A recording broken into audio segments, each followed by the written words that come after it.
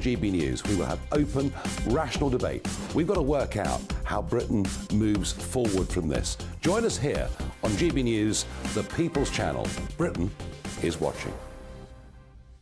When the news happens, it happens here. And really important breaking news. Breaking news this morning. On TV, radio and online, the news starts here on Britain's newsroom. All the biggest stories and the answers that you need from across the UK and beyond. Join Britain's newsroom from 9:30 on GB News. The People's Channel, Britain's news channel.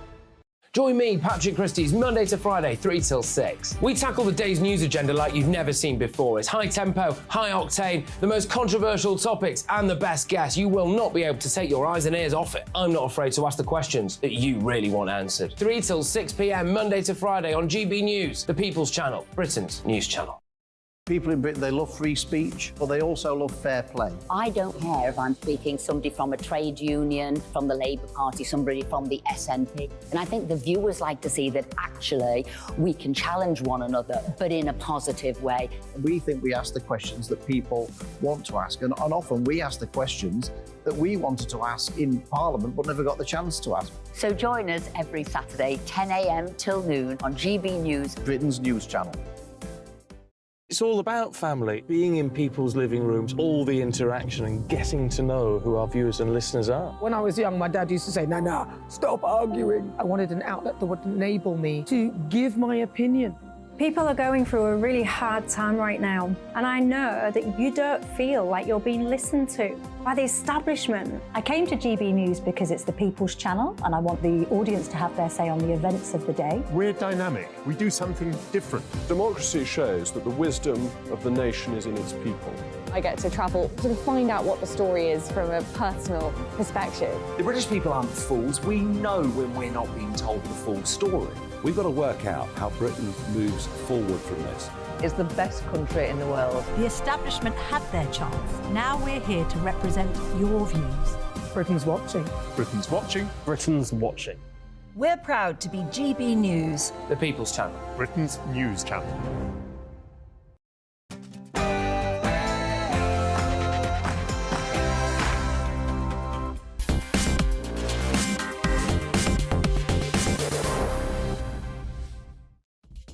Good evening. There is a huge manhunt on the way all around the country for the suspected terrorist that got out of prison yesterday. We ask, how on earth has it all come to this? And on the day that people are championing the Horizon deal, yes, we're back working with our EU partners. It all came about because we agreed to something called the Windsor Framework. I'll be joined by Ian Paisley, MP from Northern Ireland, and we'll find out actually the Windsor Framework perhaps is not quite as good a deal as the government told us. And on Talking Pints, on this eve of the first anniversary of the death of Her Majesty the Queen, I'll be joined by royal biographer Andrea Levin. But before all of that, let's get the news with Ray Addison.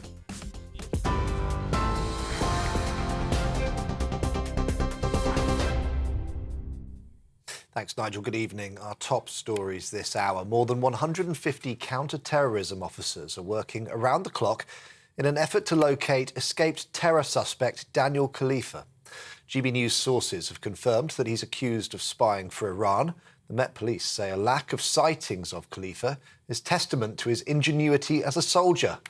Meanwhile, the Met Police has released an image of the biofuel vehicle it's believed he used to escape, and security checks have been tightened at ports. Despite the incident, the PM says there have been fewer prison escapes under the Tory government. There are something like 4,000 more prison officers than there were in 2017. And with regard to the Labour Party who posed the question, again, the facts show that during their 13 years in office, there were 10 times the number of escaped prisoners than you've seen in the 13 years of Conservative-led government. But we're doing everything we can to find this person. And as I said, if anyone has any information, please do contact the police. Well, Labour leader Sir Keir Starmer says the government is totally at fault for this most recent incident.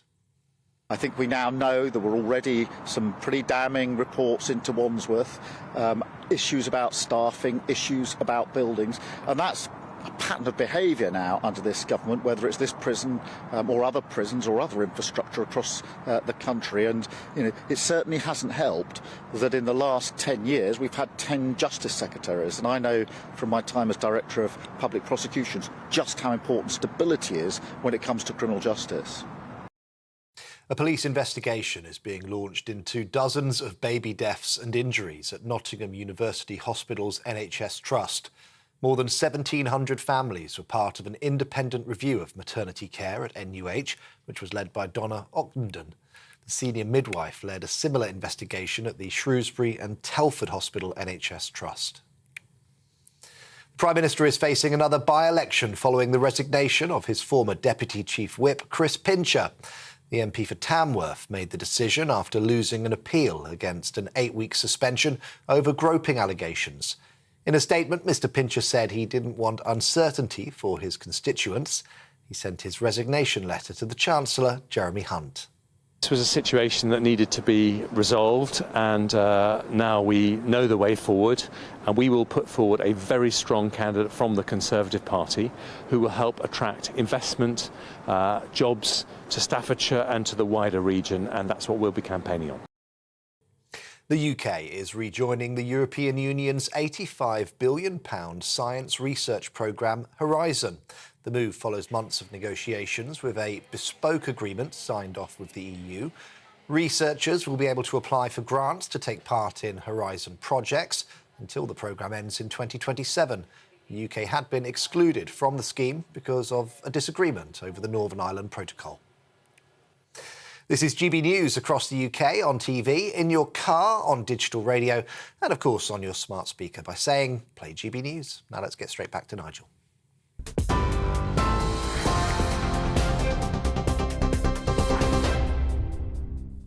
Good evening. Well, famous prison escapes. I think of George Blake getting out of prison in London and finishing up in the Soviet Union, for whom, of course, he'd worked. Ronnie Biggs, famously getting out over the wall at Wandsworth using a rope ladder and finishing up on a beach in Brazil for many years. And maybe this Khalifa escape, maybe it'll go down in history as one of those. What have we learnt today? Well, we've learnt that there was strapping underneath the delivery van. So clearly, this guy was not working. Daniel Khalifa was not working on his own. That, I think, is pretty clear.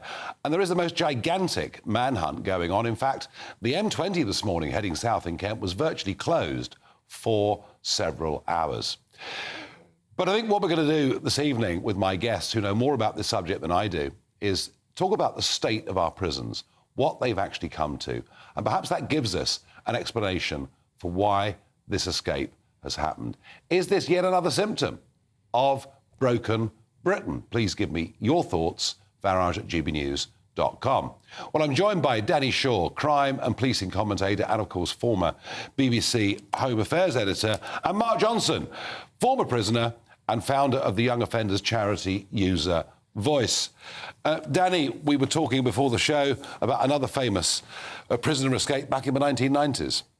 Yes, there were two prison escapes in the 1990s, actually, and they led to a massive increase in security in prisons. One of them was in 1991 when two IRA prisoners escaped from Brixton. They managed to get guns, they held a prison officer hostage, and they made their way out of the prison and then to the Republic of Ireland. And then in 1994, 6 prisoners escaped from Whitemoor, which was quite a new prison, meant to be a kind of maximum security jail. Yeah. They got out. Michael Howard was the Home Secretary at the time. Huge question marks over him and his handling of it and so on. And actually, since then, prison escapes have become something of a rarity. So we shouldn't jump on this and say, oh, this is a trend in terms of prison escapes. It's not. It's not. No. But what it does show, I think, Nigel, is some wider underlying issues in prisons that could damage security and compromise security. Now, this chap was an army officer. Ex-army officer. Ex-army officer. Suspected, now we hear, of being a spy for Iran.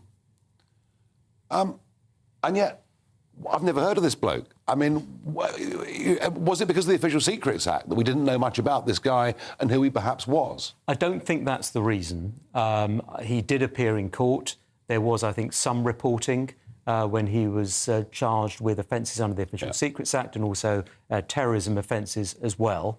but he wasn't sort of, I would say, necessarily a top-grade terrorism story in terms of, news values and so on. Something that's interesting, and certainly when it comes to trial, if it comes to trial in November, I'm sure there would have been, a lot of reporting around it then when more details can emerge. But I don't think it was reported at the time that he was accused allegedly of gathering information for Iran. It was an enemy state, but Iran wasn't actually revealed at that moment. No, I mean, an ex-army officer, potentially a spy for Iran, would have been a very major news story. Yes, absolutely. And that, I think, that whole dimension to it raises further questions as to why he was in Wandsworth prison, which is a Category B prison. Now, Category B is the second tier of security. So you would have thought he'd been in Belmarsh then, wouldn't you? Would have thought he'd be in a Category A prison, someone accused of terrorism offences under the Official Secrets Act. I'm really surprised that he wasn't. There was a risk assessment carried out, apparently, according to the Justice Secretary, Alex Chalk, and clearly the review that's now looking at, was that risk assessment thoroughly done? Was it properly done? Did it take all the factors into account? Because if that assessment, came up short, as it appears now, that he should have been in a high security prison, that's a very serious failing. Now, Keir Starmer making a political point, but quite a fair one, I think, that there have been 10 Justice Secretaries in almost as many years, and that, what any ministry needs is a degree of stability. Danny Shaw, how would you assess the state of our prisons at this moment in time? Oh, I think they're in a parlous state, Nigel, and it's really gone under the radar. Unless there's a prison riot or a murder in prison or an escape, we don't really get interested in prisons. We try and think of them as sort of... fair point. They're over there, they're locked up. We don't really care if the conditions aren't very good, if there aren't enough staff. But, until sort of security is compromised and someone's on the loose who shouldn't be, now suddenly people are getting interested, and they should be, because the population is going up and up and up, and people might say, well, that's fine, I don't mind the prison population going up, but there aren't enough spaces for prisoners and there aren't enough staff. One stat for you, the prison population is about 1,500 higher now than it was in 2010, but the number of staff is down by 5,000 since then overall. Strong stuff. Mark Johnson, the state of HMP Wandsworth. What is the situation, to your knowledge, in that prison? Well, you've got a prison that was built in 1851 for 950 prisoners that's currently housing 1,600 prisoners. Wow. Over half are unemployed, and the rest are locked up for over 22 hours a day. So you've got quite a dismal figure, and the worrying thing about the whole of this response is we're polarised onto this escapee. There's been sort of, 5 since 2017. Which is almost nothing, really. It's almost nothing. Yeah. I mean, it's serious, but it's almost nothing compared to police custody in court, abscondees, etc. Yeah.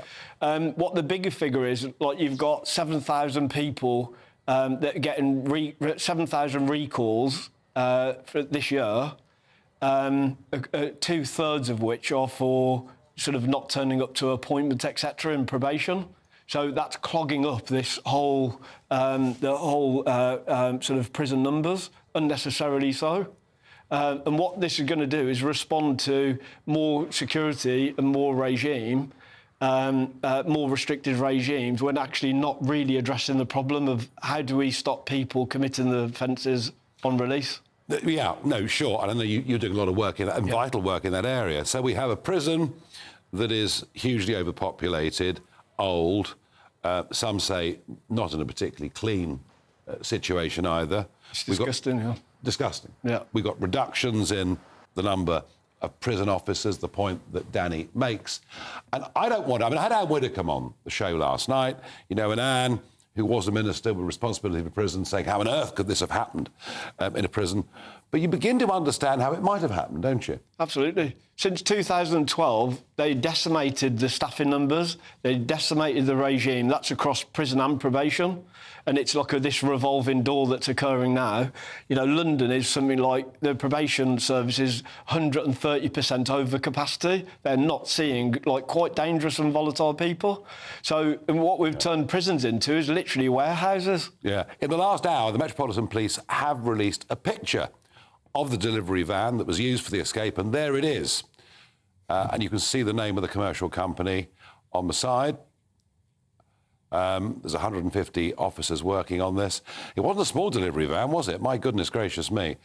No, Mark, it's interesting. Danny, the point you made, I think it's a fair one, actually. We don't talk about prisons ever. I mean, people like Mark are campaigning full-time on them and trying to prevent reoffending, and good for him. But you're right. The national debate, we never talk about prisons unless something goes wrong. Yeah. Do you think, if the prisons are in the... You used the word parlous, and we talked about disgusting conditions in prisons. Do you think this is something that might become a political issue ahead of the next general election, or will it just disappear again? I think it depends a little bit on whether this guy's caught, because Alex Chalk, the Justice Secretary, said he will be caught. He was very confident about that. How can he be that confident? Well, unless he's got some inside information, or I don't know. I mean, the chances are he will be caught. But if he isn't, that is going to be something that will come back and haunt him. You know, particularly if there are further problems in prisons at the moment, because it's not just the loss of staff, it's the loss of experience. Because that you cannot replace. OK, you can get numbers, yeah, but those years of experience, that jailcraft, the understanding of when something's not quite right, when someone's looking a bit shifty or a bit unsettled, you know, that kind of thing comes with experience. You cannot just get someone in, train them up for a couple of weeks and put them in and expect them to learn that, because they can't. And the prisoners are very good at taking advantage of that. Well, we'll see. I mean, Peter Blexley, the former Met cop, says, no, he's out of the country already. And if the Iranians were involved, who knows? He might have been taken off to a private plane somewhere. I mean, we don't know. It's all speculation. What we do know, Mark Johnson, is that our prisons are in a terrible state. There's awful morale within the prison service, huge turnover, up to 1 in 7 resigning every year. The point you were making earlier, Danny, about the lack of experience. How do we get, Mark Johnson, a broader conversation about prisons, prisoners? I think we need, the public, really, to demand it from the political environment. For the last 20 years since I've been working in this space, it's been short-duration politics that has taken like a veneer of being tough on crime and, you know, and rehabilitation revolution and, you know, all of these little inventions. We need to stop that. We need to stop politicians using it as like a political potato, football, sorry.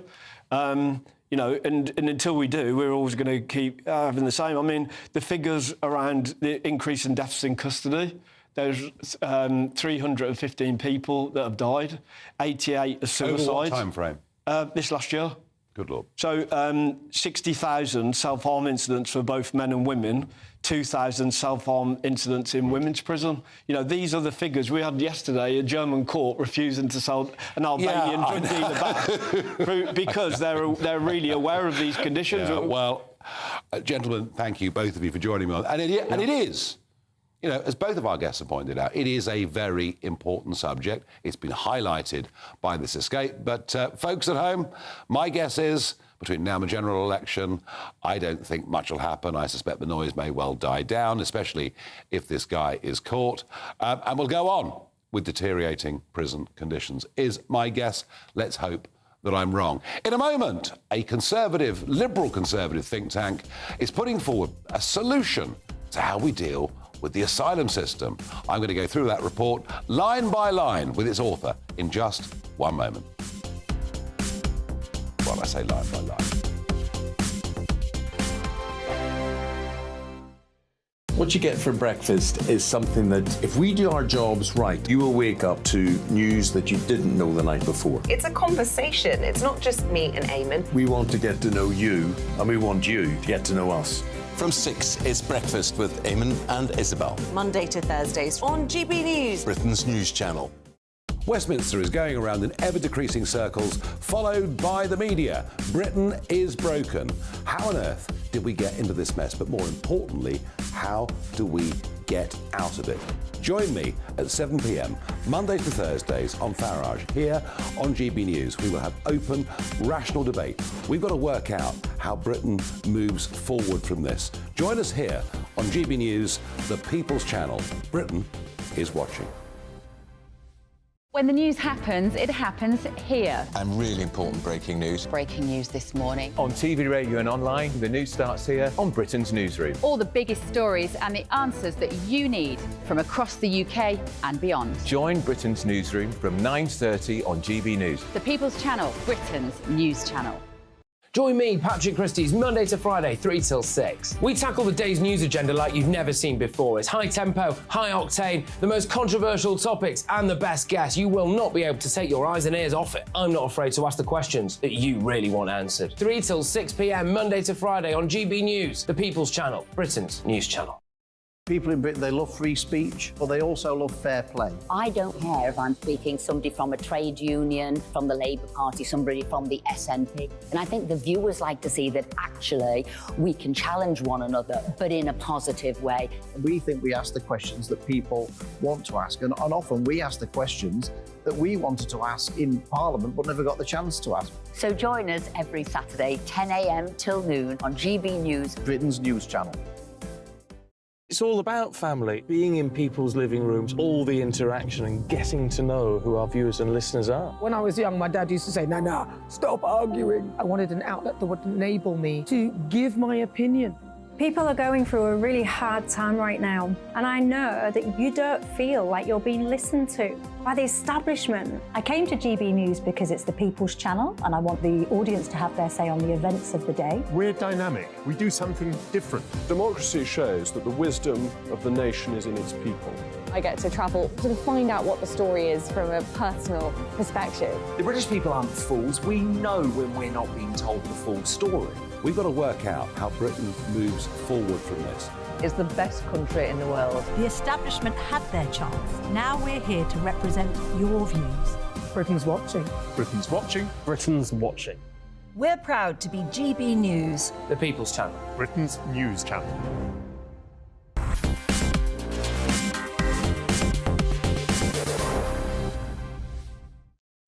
Well, your thoughts on whether not just this escapee from Wandsworth, but the state of our prisons is another symptom of broken Britain. Some of your feedback. Matthew says, it's clear to me that Sunak can't keep anyone in and that he can't keep anyone out of the UK, a perfect reference for failure.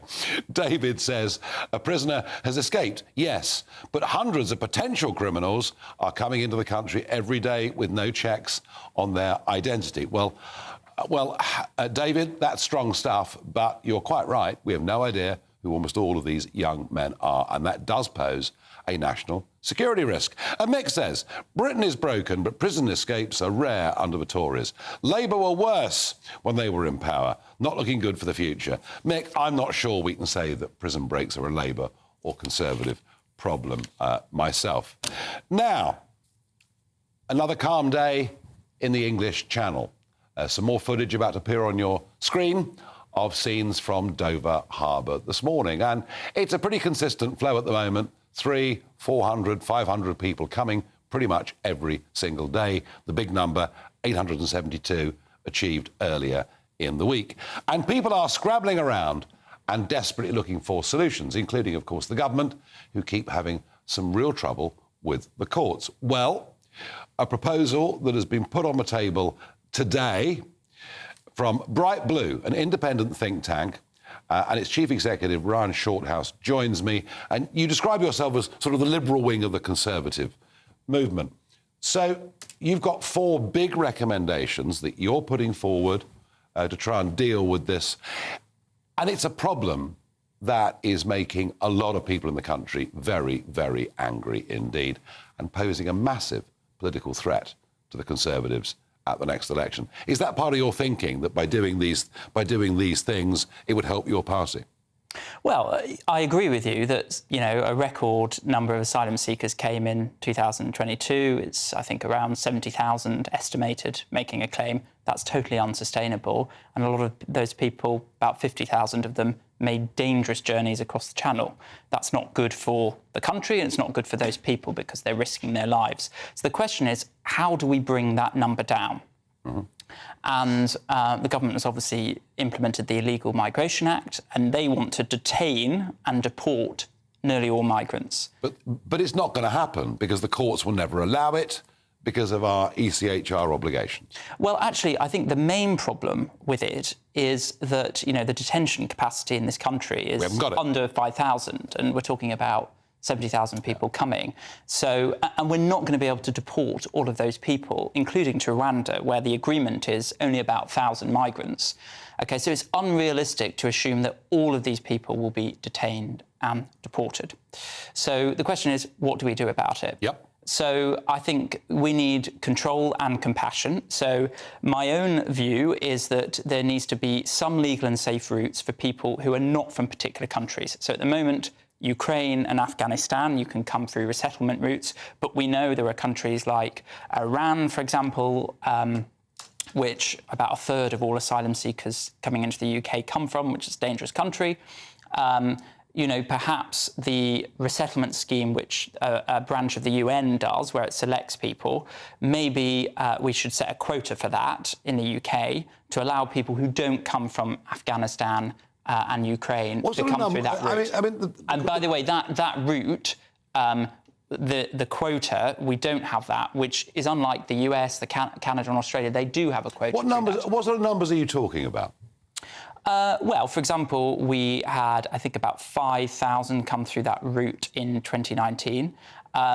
You know, I don't know a kind of set number that they should do, but it should be in line with other countries. But isn't there a problem? So that's one route. Right, but isn't there a problem here? Even if you have safe and legal routes, and people can apply, you know, not in this country, but elsewhere, for a visa to come in because we think they've got a justifiable refugee claim. That's what you're proposing. Fine. But that doesn't stop the boats coming. Right, OK, so it won't. And I think, you know, we're not going to be able to stop the boats completely, but we can reduce them. And I think one part of that is working with France more to make sure that they intercept boats before they come over. We don't have a maritime pushback policy, which the US and Greece have. The Royal Navy won't do that in this country. Greece do implement a pushback policy, albeit that end of the Mediterranean tends to be as flat as this table, doesn't have big tides, so the risk to potential migrants is far less, also warmer water temperatures. You know, pushback in the English Channel, we would lose a lot of people, wouldn't we? I presume the Royal Navy are not intercepting for safety reasons is one part of it. The other is no returns policy with another country. But I think really at the heart of it, Germany and France have many more asylum claims than we do, but they process them quicker. Because of the Mediterranean. Because of the Mediterranean. You know, they haven't chosen to have more asylum claims. It's because of the Mediterranean, because of the EU policy. Processing. But processing is interesting. Now, we've heard stories. I can't believe they're true, even if 8 out of 10 civil servants are working from home this week, given the weather. But we've heard stories that asylum caseworkers in the Home Office processing 1 claim a week. Is that actually true?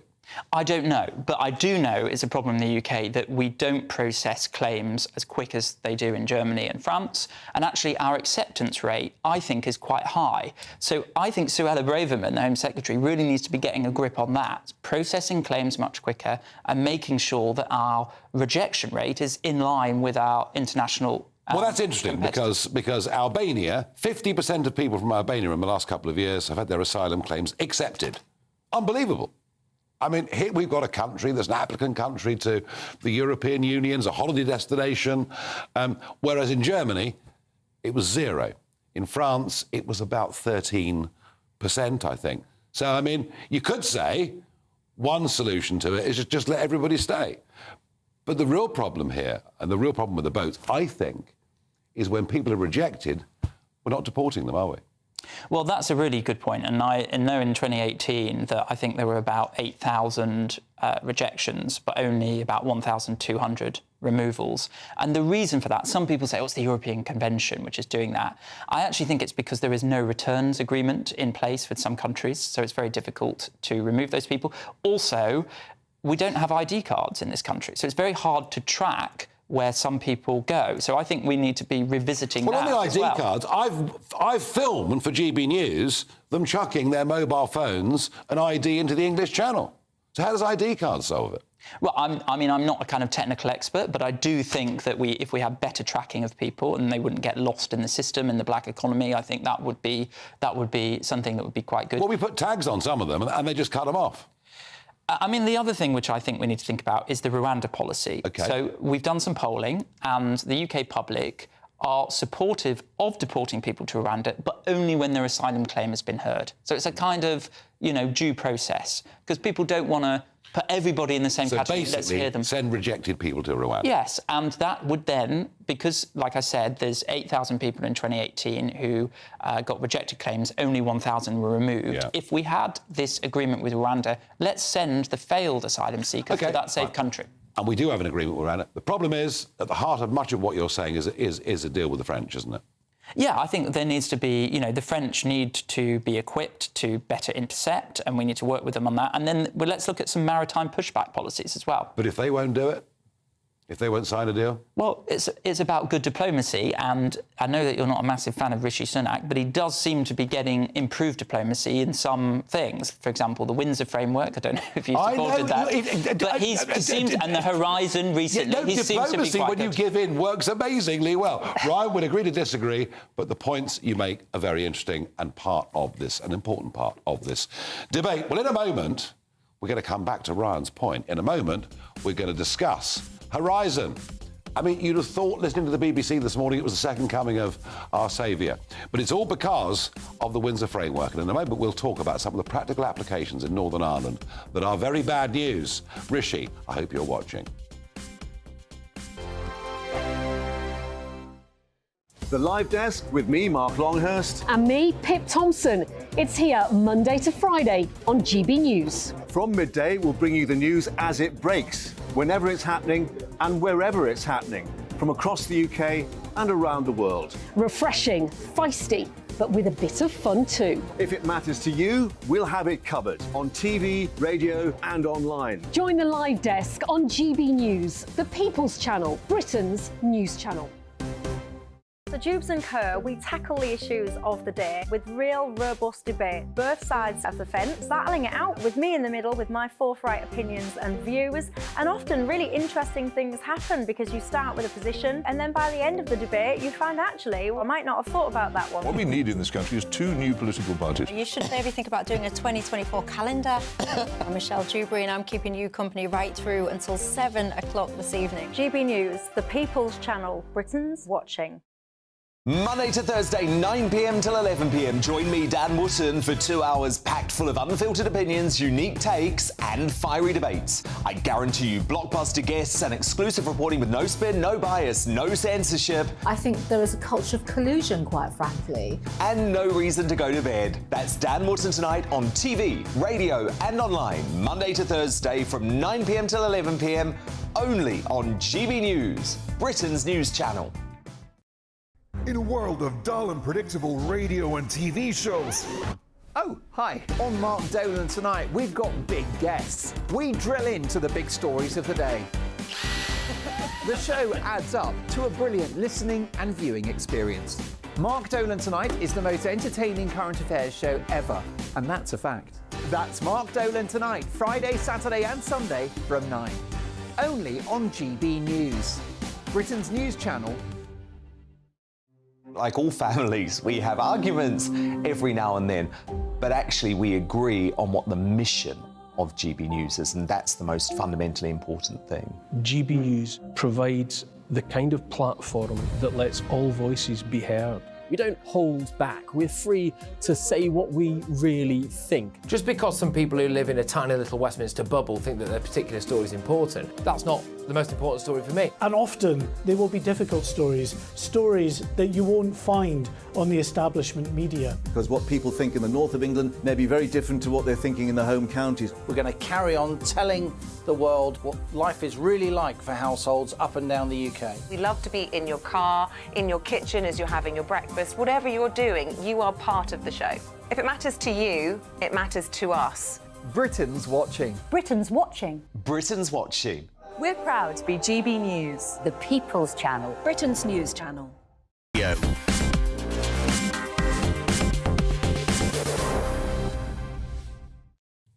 The The Windsor framework, yes, good for Britain. Absolutely, that's what the Prime Minister told us. And it's because we signed up to the Windsor framework that we've been allowed for the EU to rejoin the Horizon programme. But is the Windsor framework all that it's cracked up to be? Well, yesterday, just before PMQs, the last question in the House was asked by DUP MP Ian Paisley. Paisley. Thank you, Mr. Speaker. With regards to veterinary medicines, I fear the Minister's sunny optimism may be somewhat misplaced.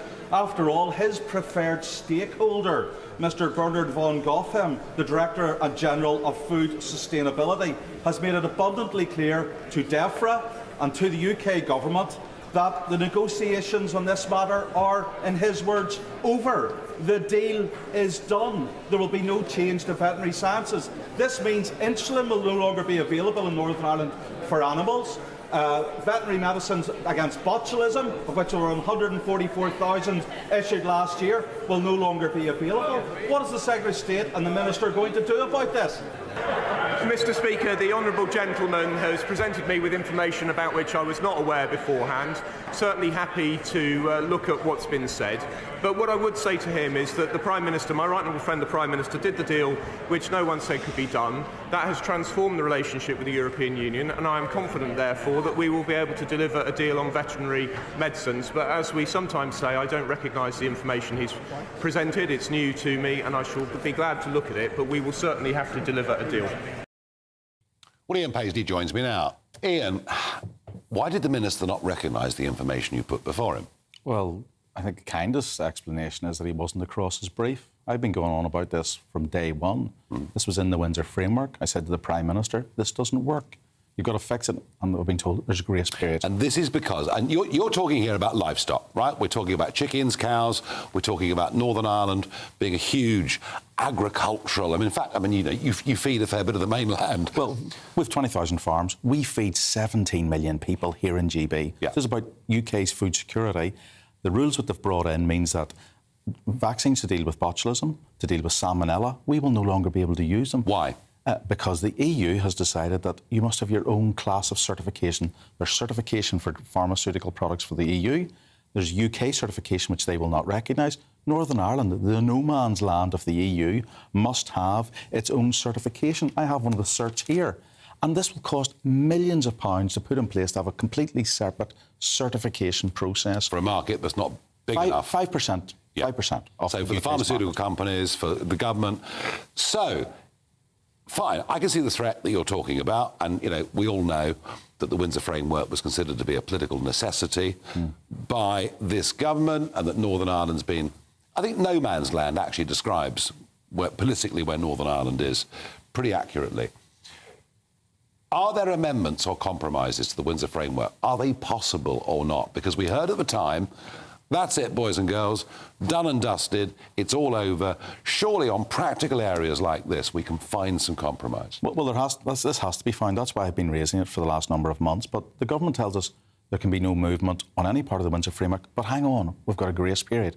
Now, they seem to think the grace period means that when it comes to an end in 2025, everything goes back to Britain's advantage. It doesn't. The EU has made it clear that once the grace period ends, there's no more negotiations, and it goes to the European regulations. So we're trapped in EU regulations that we do not make and have no say over, and will destroy our industry. You like a good boiled egg in the morning. You know what Absolutely. happens? 85% of all of the eggs that we make in Northern Ireland come to GB. That will cease. So that's our market decimated. So a compromise must be found. Where will the eggs come from? The Republic of Ireland, or from Holland, or from somewhere else? They won't come from us. This is our internal British market being destroyed by ourselves. This is wrong. Well, you better get on to Steve Baker and keep on Steve Baker's back. Some chance. Clearly a compromise is needed. Ian Paisley, thank you for bringing it to our attention. Now, the Farage moment. This government said that they would absolutely make sure that children would not be allowed to change genders in schools. But the Attorney-General, Victoria Prentice, has said overnight that under the Equality Act 2010, that was Tony Blair's little legacy to all of us, that changing gender is a protected characteristic, so kids who want to change gender whilst they're at school will continue to be able to do so. It's a U-turn. Susan Hall is the Conservative candidate to take on Rishi Sunak, and it's quite extraordinary. We've had all this talk from Khan about the 3-day week, people coming into London Tuesday, Wednesday and Thursday, and Susan Hall accepts and says the 3-day week is here to stay. Well, I tell you what, Susan Hall, if the 3-day week in offices is here to stay, then Canary Wharf will be emptied out within a few years with disastrous consequences for the London economy. And all of this as we learn that, according to the Telegraph, who've been counting the number of civil servants going in to the big Whitehall departments this week, given the weather, that 80% of three of our biggest departments in Whitehall, 80% have been working from home during the sunshine, and we're paying for all of this. Now, this is significant. This is a What the Farage moment. Eric Adams is a Democrat mayor in New York. This was him speaking last night about illegal migrants coming into New York. Have a listen to this. We're getting no support on this national crisis, and we're receiving no support. And let me tell you something, New Yorkers. Never in my life have I had a problem that I did not see an ending to. I don't see an ending to this. I don't see an ending to this. This issue will destroy New York City. Destroy New York City. Did you hear that? Illegal migrants turning up in New York City in large numbers will, according to the Democrat mayor, destroy New York City. He also said this problem is coming to a neighbourhood near you. Now, if you think we've got a problem with the English Channel, it is dwarfed by what is going on America's southern border. And yet, Joe Biden seems perfectly relaxed about it. And Mayor Khan in London just thinks we can take anyone, literally anyone that wants to come. These are major political issues, and they're going to be huge in both Britain and America over the course of the next few years. 1 year ago tomorrow, Her Majesty the Queen died. It was a day of immense sadness in this country and around many other parts of the world. In a moment, I'll be joined on Talking Pints by Angela Levin, royal biographer, friend of many of the royal family, and we'll ask about the significance of that day, the 8th of September 2022, and how the monarchy looks 1 year on. Monday to Thursday nights on GB News. At 6, it's Dubes & Co. 7 o'clock, Farage. At 8, join Jacob Rees-Mogg. And at 9, Dan Wootton Tonight, followed by Headliners. On TV, radio and online. This is GB News. Now then, Lee Anderson here. Join me on GB News on my show, The Real World, every Friday at 7 p.m. I'm not eating bloody cat. Are you Delicious. mental? Open your mouth. OK. Here comes a train. Reminds me of the scene in Singing in the Rain. Adam, is that a good one? Whoa! Join me at 7 on GB News, Britain's news channel. Join me, Camilla Tominey, on Sunday mornings from 9:30, taking the politicians to task and breaking out of SW1 to see how their decisions are affecting you across the UK. Bursting the Westminster bubble every Sunday morning, only on GB News, the People's Channel. Britain's watching.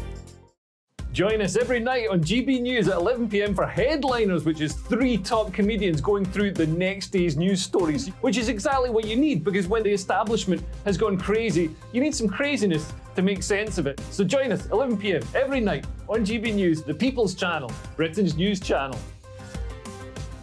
I'm Andrew Doyle. Join me at 7 o'clock every Sunday night for Free Speech Nation, the show where I tackle the week's biggest stories in politics and current affairs with the help of my 2 comedian panellists and a variety of special guests. Free Speech Nation, Sunday nights from 7 on GB News, the People's Channel, Britain's news channel. Every Sunday from 11, join Michael Portillo. There will be topical discussion, looking at the week before and the week to come. So kick back and relax at 11 a.m. on Sundays on GB News with me, Michael Portillo. GB News, the People's Channel, Britain's news channel. I joined GB News because I was sick and tired of not hearing my views being represented, not just mine, but so many people that I knew and spoke to. I just couldn't get my voice out there. I couldn't say anything, I couldn't do anything. Whatever the narrative was, I kind of had to follow it. GB News is there to provide a voice for those who have been ignored by the establishment media. We think different things, we've got a different style. GB News is here to be optimistic and positive about the future. It's real kind of dynamic and flowing, with the audience very much at the heart of it, like a big family. Here at GB News, we talk about the things that matter to you. Hearing the voices from right across our towns and cities, especially our towns. All sides of the argument represented with a heavy dose of opinion. We're on a mission here to make a difference. And the GB News family really is here for you, and whatever time of day you can watch or listen. Britain's watching. Britain's watching. We're proud to be GB News. The People's Channel. Britain's news channel.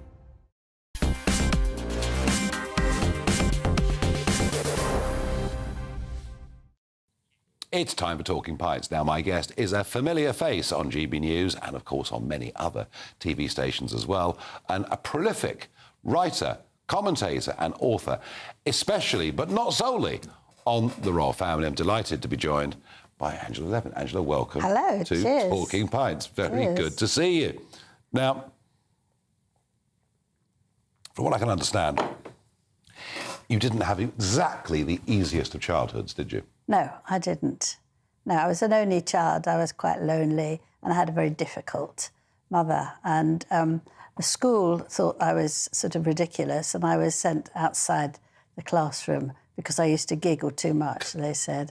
And I was getting nowhere. When I finished my A-levels, did 2, got very poor results, they said to me, you know where you're going to end up? Just washing up, doing the cleaning. Mm. So I thought they were all wrong about me. Why did you struggle at school so much, do you think? I didn't like what was going on. I mean, I was only bored, actually. I found that it wasn't for me. I didn't want to sit in a classroom and listen to somebody who wasn't terribly good telling me what to do and all that. I mean, there were 2 teachers I liked, but I wasn't suited, really, for school. I often tell friends who've got children and I said, don't worry about university. If it doesn't suit you, it doesn't matter. Don't worry. You know, you've got to find where your bit is. And my bit is people. I know yours is as well. Mm. And I wanted to know all sorts of people, the royal people. I used to go to Buckingham Palace on a Sunday afternoon and look to see if the Queen might come out and invite me for tea. That's when I was very So this small. obsession started a long time, You know, I was very small. And I was fascinated by that. I was fascinated by ordinary people. I was fascinated by people who had nothing. I wanted to know, I always felt I was doing puzzles where I had to put bits of people together and then come to a conclusion what they like. I like to dig deep. But it's a big leap, isn't it, from, you know, the young woman who's left school, who hasn't done very well, who's been told she's not going to achieve much in her life, but who has interests. It's quite a big leap. How does the 18-year-old Angela Levin develop from here, career-wise? What do you... Well, I mean, you clearly want to cast off what you've been told by the teachers. Yes, well, I didn't believe them, you see, that luckily. So you had self-confidence? Yes. I thought, you know, I might not be perfect, but I've got a strength of character. And I had to do a typing and shorthand course, which nearly killed me because it was so boring. And then I went sent out by an agency to write labels and write envelopes and fold things up. And I thought that at 18 I was finished. I was hopeless, couldn't do anything. Then one day the agency rang me up and said, would you go to the Observer? The editor of the magazine needs someone to help because his assistant is unwell. So I went there. And within a few minutes I thought, these are my people. These are what I'm interested in. There's so much life there. There's humour and concentration. Anyway, I worked incredibly hard for 2 weeks. And then they said, right, thank you very much, cheerio. So I gathered my confidence and I went in to see the editor and I said, you know, I really want to work here. Is there not anything? So he said, all right, well, go and sit in the desk where the features editor is and we'll see what you can do. We'll go to see. So I was going to do a Monday to Friday, The features editor was doing Tuesday to Saturday. I came in, big drawing on my desk of a man in a suit with lines coming off, and it said, the worst suit in the world. And he said, let me know what you think of this. So I didn't know if I could go out of the building or stay there, and I decided I would go out. I crept out. I went along to the West End, and I went to every suit shop, and I said, can you help me? What do I do? And I tried to smile nicely and be all sweet and charming. And so they gave me lots and lots of things that I could do. Came back, typed it. He came in on Tuesday and said, well, what do you think? I said, well, here it is. He said, what do you mean, here it is? I said, well, I finished it. He said, what? And he grabbed it, he looked, he walked out, slammed the door. I thought I'd be out there. Yeah. Straight away. Came back after half an hour and said, we want to give you a contract and you stay here. We want you to be here. And they put it on the front of cover of the magazine and a double spread inside. You'd found the thing you were good at. I found what I was good at. I think a lot of people go through life and perhaps don't find the thing they're good at, but you did find. I was looking hard, you see. I wouldn't accept anything that wasn't so good. But then they started letting me speak to famous people for a paragraph where their holiday was and that. And they came in one day, this deputy editor, and said, look, Donald Sutherland's just done a new film and all the people have gone. Would you mind going to talk to him? But he's very, very difficult. If he tells you to get lost, don't worry. That's what he does all the time. So I crept to a smart hotel in Mayfair. There he was behind Times magazine. I went up, looked over it. He said, hello, hello. And we talked for 2.5 hours. And I wrote that up. And then I got a column to interview well-known people, royals, actresses, people who'd been accused of being lost a child, all that sort of thing. And so I you've flourished, and you haven't just done reporting. You've written an awful lot of books. And I was interested to see you'd written a book on Wormwood Scrubs, the prison. I just wondered sort of how you reacted to this news of this prisoner escape. Well, I thought I'd been to that prison. And I felt that I wasn't surprised because they haven't got enough people there looking after them. And they are scared of the prisoners. And they everything about it now is too terrible. I was a lay inspector for 10 years. And I used to have meetings with the man who ran it and all sorts of things. And I did it because I'm a workaholic. So I wanted to find out what makes people at the bottom of the pile. Why do they do this? What's happened to them? What's been the thing they've got in common? And a lot of them have had mothers of 16, 15, and who don't want to know, and they're not interested in them going to school. Or they have their boyfriends, and one of them said to me, as soon as she got a new boyfriend, she threw me out. I was on the street since I was 12. And you hear their stories, and they were fascinating for me. And it was fine for 10 years, and then they cut the money that they were giving to the prison. And the food for the prisoners was disgusting. In an egg cup, they had beans and lots of bread. I didn't think that was a decent meal. And so I complained, and they got cross with me, government. And so I said, I wrote a book. Yeah, well, perhaps they should have listened, given the state the prisons are in now. But, Angela, one of the books you spent a lot of time on was the book on Prince Harry. Yes. 15 months, on and off, you meeting... And this is when he was fun and popular. He was fun, and he was charming, he was lovely, and he had his mother's sense of dealing with people who were mentally ill, physically ill, and he really seemed to love it. He seemed very happy. He said he adored his grandmother. Yeah. He said that William and he were so close that nobody could understand what they'd been through. He loved his father, and all those things, of course, changed when a certain person came along. Yeah, no, absolutely. And he's back in the country today. Yes. But he's come without that certain person called Meghan. And he's not going to see, even though it's the anniversary of the Queen's death tomorrow, he's not going to see the family at all. No, but quite frankly, if you have a father who is a king or very important, you have to book the time well before, don't you? You can't just ring up and say, look, tomorrow can you squeeze me in for an hour? Yeah. I mean, he would have known that he couldn't do that, and it's very arrogant if he didn't.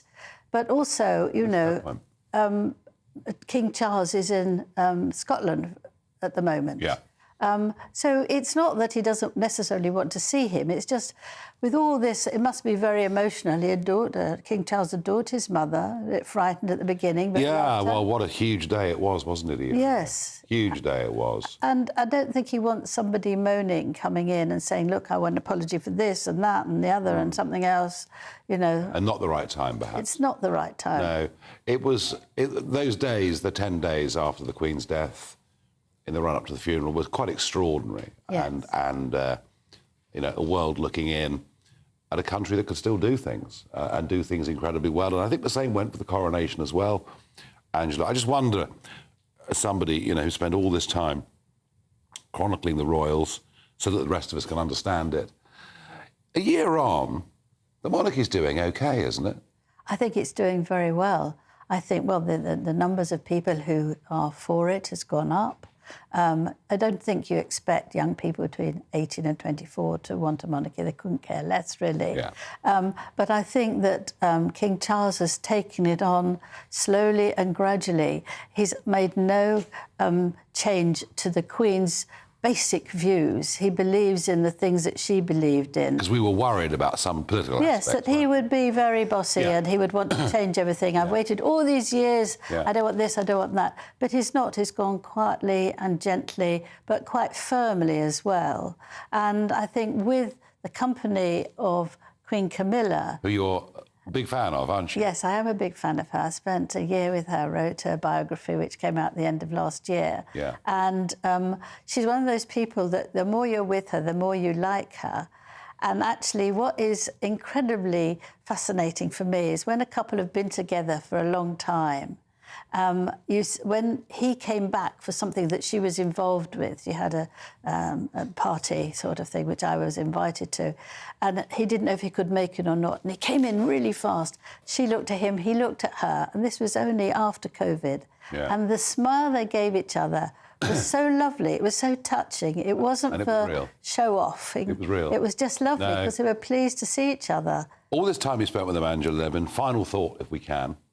Do the royals trust you? Because, I mean, you know, Charles saying about Nicholas Witchell, that ghastly man. Do the royals trust you? I wouldn't dream of asking. That's up to them. But do you think they trust you? Well, I can't say that, but I'm very straightforward. That's what I can say. It's up to them whether they trust me. Well, I think they must do, given how close you managed to be to some of them. Yes, but I like that, but I wouldn't be arrogant to say, oh, yeah. No, OK, no, fair enough. Well, Angela, it's a great story, great inspiration to people, you know, who are being told at school they're no blooming good. You've proved them all wrong, and thank you for joining me on Talking Pints. Thank you very much.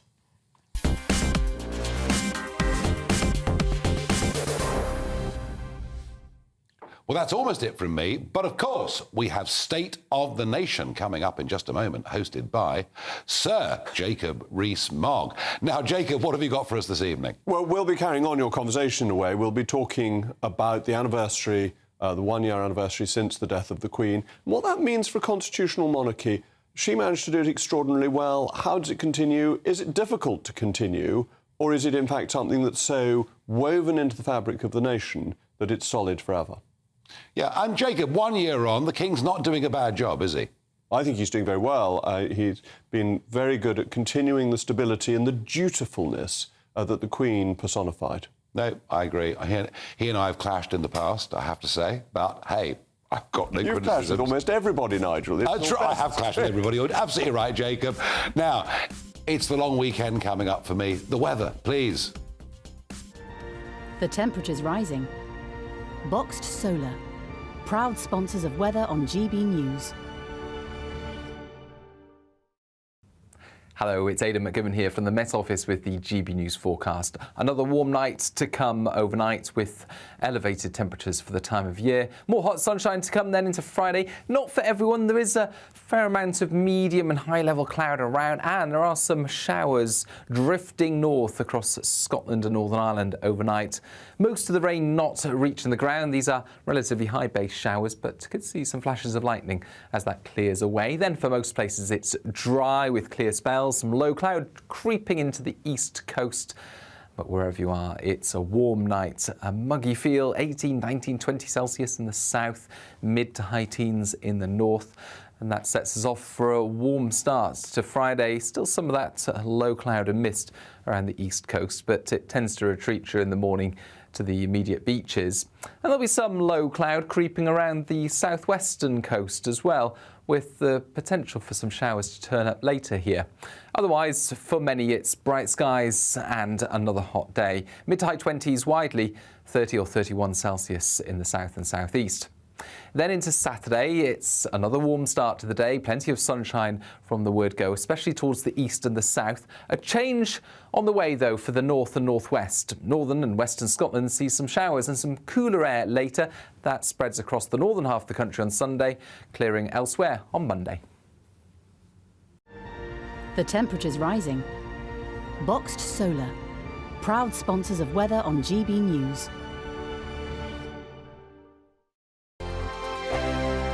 What you get for breakfast is something that, if we do our jobs right, you will wake up to news that you didn't know the night before. It's a conversation. It's not just me and Eamon. We want to get to know you, and we want you to get to know us. From 6, it's Breakfast with Eamon and Isabel. Monday to Thursdays on GB News, Britain's news channel. Westminster is going around in ever-decreasing circles, followed by the media. Britain is broken.